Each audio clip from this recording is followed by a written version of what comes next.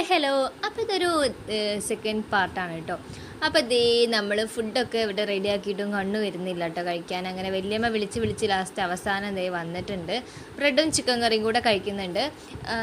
അത് കഴിഞ്ഞാൽ പിന്നെ ഞാനും നെയ്മോളും കൂടെ ജസ്റ്റ് ബാൽക്കണിയിലൊന്ന് ഇറങ്ങി പുറത്തെ വ്യൂസൊക്കെ കാണുന്നുണ്ട്.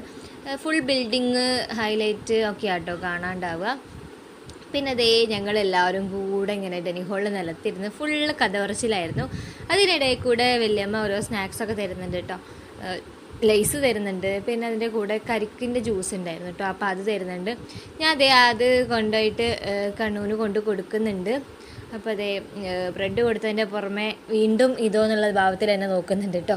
പിന്നെ അത് കഴിഞ്ഞാൽ ഫുഡ് കഴിക്കാനുള്ള സമയമായി. ചോറും പിന്നെ ബിരിയാണിയും എല്ലാം ഉണ്ടായിരുന്നു. അപ്പം ഞങ്ങൾ വീട്ടിൽ നിന്ന് വരുമ്പോൾ അവിയൽ ഉണ്ടാക്കി കൊണ്ടുവന്നിട്ടുണ്ടായിരുന്നു. അമ്മയുടെ അവിയൽ അഞ്ചേച്ചിക്ക് വളരെ ഇഷ്ടമാണ്. അതുകൊണ്ട് തന്നെ അമ്മ അവിയൽ മാത്രം അഞ്ചേച്ചിക്ക് സ്പെഷ്യലായിട്ട് ഉണ്ടാക്കി കൊണ്ടുവന്നിട്ടുണ്ടായിരുന്നു. അപ്പോൾ അതേ അമ്മ അപ്പോൾ ഞങ്ങൾ എല്ലാവരും കൂടി ഇതേ അത് കഴിക്കുന്നുണ്ട്. ബിരിയാണി ഹോട്ടൽ സാഗരത്തെ ബിരിയാണിയാണ് കേട്ടോ. പിന്നെ നീമോൾക്ക് ഇത് വാരി കൊടുക്കുന്നത് ചോറാണ് കേട്ടോ. ചോറാണ് ഒറ്റ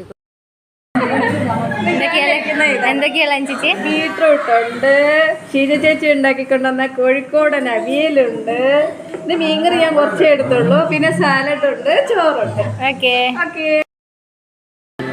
എങ്ങനെയുണ്ട് ഷീജച്ചിന്റെ അവിയല്? അടിപൊളി അവിയല്, നല്ല പാക്കയും മോരും ഒക്കെ ഇട്ടാൽ നല്ല അടിപൊളി. അത് കഴിഞ്ഞാൽ ഇതേ മക്കൾസിന് ഇവിടെ അടിപൊളിയായിട്ട് കഞ്ഞിയൊക്കെ വല്യമ്മ റെഡിയാക്കി വെച്ചിട്ടുണ്ട്. അത് കഴിഞ്ഞാൽ ദേ വിളിയുടെ അവസാനം ദേ വീണ്ടും ഫുഡ് കഴിക്കാൻ വന്നിട്ടുണ്ട്. ബിരിയാണി കഴിക്കുന്നുണ്ട് കേട്ടോ. പിന്നെ ഞങ്ങൾ റൂമിലേക്ക് കയറി എല്ലാവരും കൂടെ